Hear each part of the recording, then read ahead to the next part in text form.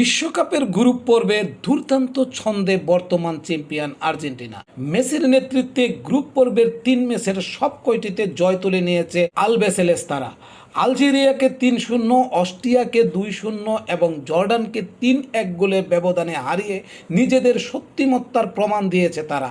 কিন্তু মাঠের সাফল্যর জোয়ার থাকলেও ফিফা লাইভ র্যাঙ্কিংকে এক বড় ধাক্কা খেয়েছে আর্জেন্টিনা। গ্রুপ পর্বে টানা 3 ম্যাচে জয়ের পরেও ফিফার র্যাঙ্কিংয়ে এক ধাপ পিছিয়ে 2 নম্বরে নেমে গেছে আর্জেন্টিনা। মজার ব্যাপার হলো মেসিদের রেটিং পয়েন্টে কোনো পরিবর্তন আসেনি। 1907.40 পয়েন্ট নিয়ে তারা আগের অবস্থানে আছে। মূলত ফ্রান্সের পয়েন্ট বেড়ে যাওয়ায় শীর্ষস্থান হাতছাড়া হয়েছে তাদের। সেই সঙ্গে স্পেন এক ধাপ নিচে নেমে গেছে আর 4 ধাপ এগিয়ে সেরা 10-এ জায়গা করে নিয়েছে মেক্সিকো। প্রিয় দর্শক, বলে রাখি ফিফা র্যাঙ্কিংয়ে ফ্রান্সের পয়েন্ট বাড়ার মূল কারণ হলো বিশ্বকাপে এ পর্যন্ত নকআউট পর্ব সহ তারা 4টি খেলা খেলেছে এবং আর্জেন্টিনা খেলেছে 3টি।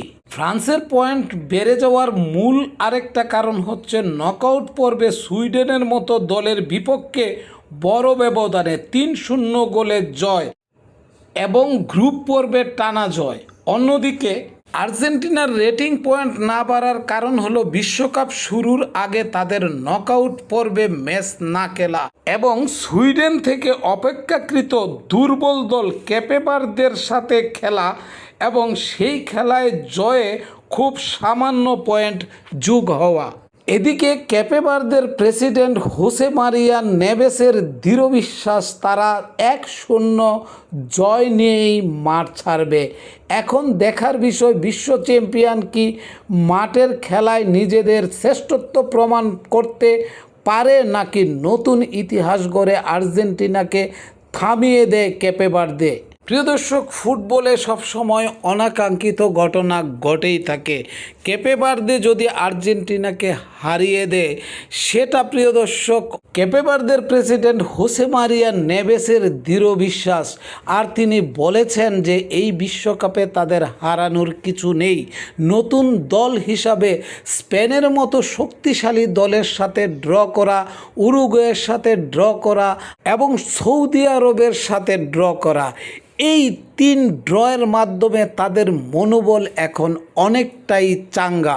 সেই চাঙ্গা মনোবল নিয়ে হারানোর ভয় তো তাদের এমনিতেই নেই। তাই এই মনোবল নিয়ে আর্জেন্টিনার সাথে নামবে মরণপণ লড়াইয়ে যদি একটা কিছু করা যায়। ফুটবলের একদিনের ম্যাচে অঘটন বলে কোনো জিনিস নেই। অনেক সময় অঘটন ঘটেও যেতে পারে, যেমন গত বিশ্বকাপে সৌদি আরবের কাছে আর্জেন্টিনা হেরে বসেছিল, তেমনি এবারও যদি সুপার 32-এ কেপে ভার্দের কাছে আর্জেন্টিনা হেরে যায় তাহলে ফিফা র্যাঙ্কিংয়ে আর্জেন্টিনার পয়েন্ট আরও নেমে যেতে পারে। তো প্রিয় দর্শক, আপনারা কি মনে করেন আর্জেন্টিনা কি কেপে ভার্দেকে হারিয়ে নিজেদের সম্মান আবার পুনরায় ফিরে পাবে? প্রিয় দর্শক, আপনার মূল্যবান মন্তব্য ভিডিও কমেন্ট বক্সে জানিয়ে দেবেন। তো প্রিয় দর্শক, আজকের আলোচনা আমি এখানেই শেষ করব। ফিরব নতুন কোনো ম্যাচের আপডেট নিয়ে। ততক্ষণ পর্যন্ত প্রিয় দর্শক আপনারা ভালো থাকুন, সুস্থ থাকুন আর নিরাপদে পথ চলুন। আল্লাহ হাফেজ।